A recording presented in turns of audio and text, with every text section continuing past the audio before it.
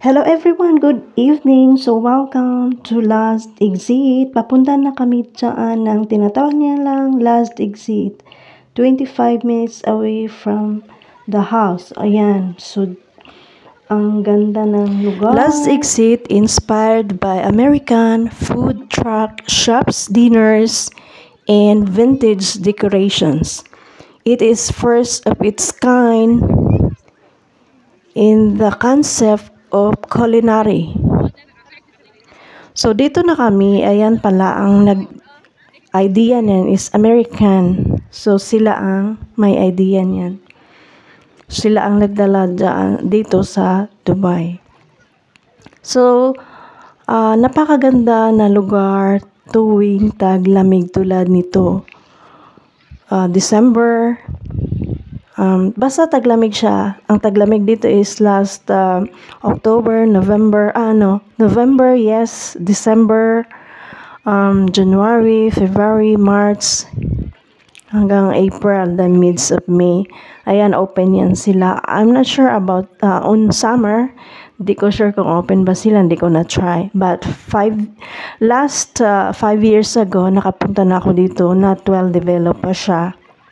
Wala pa siyang parking. Ngayon, marami siyang parking at saka may roof over na. If ang daming sasakyan, tulad today at tonight, kanina, ang daming sasakyan, pero hindi naman talaga na nawala ng space. So, nakapag-explore kami kasi kung hindi kami nakapag-parking, wala. So, kasama ko ang mga amo ko at ang dalawang anak nila, ayan siya. Tuwing Pasko, niyayaya nila ako na magpunta minsan sa restaurant, sa lugar, parang treat nila din sa akin. At saka, depende naman sa akin yun, pero talagang naisip ko babalik dito sa lugar na to dahil namimiss ko siya, ang ganda.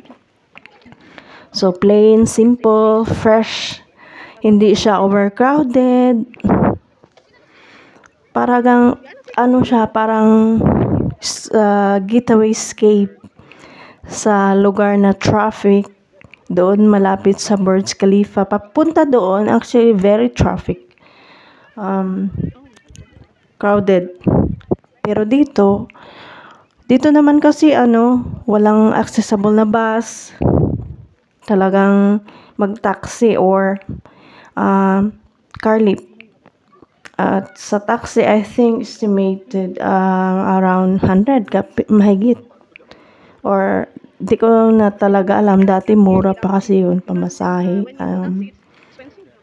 Saka pag car lift, pwede naman 60 or 50. Balikan is 100. Pero today, opportunity natin nakasama. Thanks God. So, my promise breeds. Last pagpunta ko dito, 5 years ago, nag-promise kunuhay ako, no? Ang sabi ko sa sarili ko, never again to have a partner, a husband, or a boyfriend. Nagdala-dala pa ako ng padlock at saka susi, no, na maliit nung sa luggage ko kasi wala akong mahanap. So, nag-lock ako doon. Hindi ko na siya binalikan. Tinapon ko na rin yung susi. Sabi ko, iba mag-promise dapat dalawang tao. Dapat lovers. Pero sa akin, yung promise ko,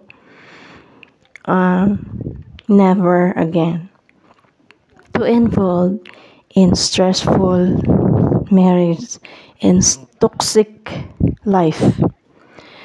So, yan, mga padlock na yan. Ang ganda tingnan kasi ang dami. Iniisip ko, baka ba siya? Ma-stampede, mapuno, at saka ang bigat. Pero steel bars naman kasi yan. Solid din naman. Yan, may lake dyan. Pikas na ay lake. Murag na ay swan nagpuyo. Kana, duck or swan. Diya sa tubig. Naglaka-laka mi diha, ayan na una ako mga amo nagsunod-sunod ko. Nisulod mi sa Spinis. Sa Spinis wala naman siya special kay Mahal manggod ang mga baligya diha. So nigawas ra pud migbalik. Ayan, naglakaw sila sa likod ko. Nagbidyo-bidyo ko anang kahoy, gibutangan nila og ilaw-ilaw. Nindot kay siya tan-awon, maka-amaze. Pero nang gawas ra mi kay wala man pud mi paliton. Niagi ko diha ga video ra gud ko, wala pud sila nagbuyag na ako, pasagdaan na pud ko nila. Kana billboard na siya, nagsuga-suga, nag-ilaw-ilaw kay dulom. Dihan dapit hayag kay restaurant man na diha. So pag mo light ang billboard na siya, hayag kaayo. So American inspired siya, no? Murag sa karaan po nilang panahon na sila ingon ana. So nindot kaayo siya. Ang nakanindot diri kay wala entrance fee. So no entrance fee tayo. We are free to enter the place, which is ang ganda. Ikot-ikot ka lang while parang ano ka lang, walking. While in Global Village, may bayad doon. Tsaka crowded. Kaya hindi na ako nakabalik doon. So, yan, para siyang naglalakad ka, parang fancy. Tsaka may mix na vintage na mga gamit or mga design. Tulad nung luma na sasakyan, it likes 70 years old or 80 years old car na dinisplay nila. Then may pambut na also vintage. Siguro lumang pambut yun, tsaka dinisplay nila doon. And then the place is so beautiful. Kaya nung niyaya ako, I didn't say no. I said yes. The privilege to come here. It's a blessing. Dahil 25 minutes malayo. Yan parang siya, imbakan ng wine. Imbakan ng wine. Yung i-ferment yung wine for many years. 3 years, 2 years, 5 years. Ayan, parang imbakan pero that's garbage. Garbage can. Yan, wooden. So, American style talaga siya. And this also can last even hot season. Yung mga upuan na yun, yung chairs, tables, it will last even the highest temperature. Bumili kami dyan ng za'atar, snacks. Sila ang nagbayad. Kumain lang din ako. Christmas eh. Tapos, and then we have the wishing well.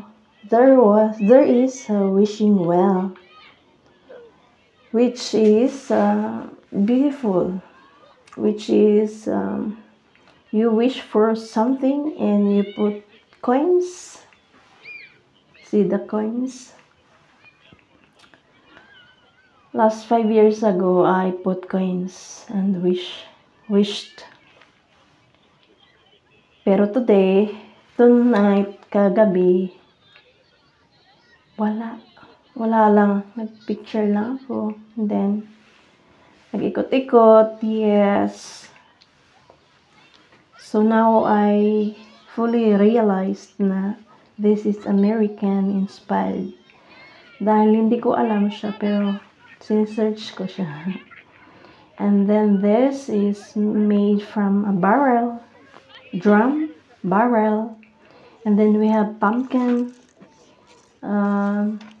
We have this parang siya, nice design. That's a natural pumpkin. Ayan, umuwi na kami kasama sila. Ayan, pauwi na. So Thank you for watching, guys, and see you in my next vlog. Thank you. God bless us all. Merry Christmas.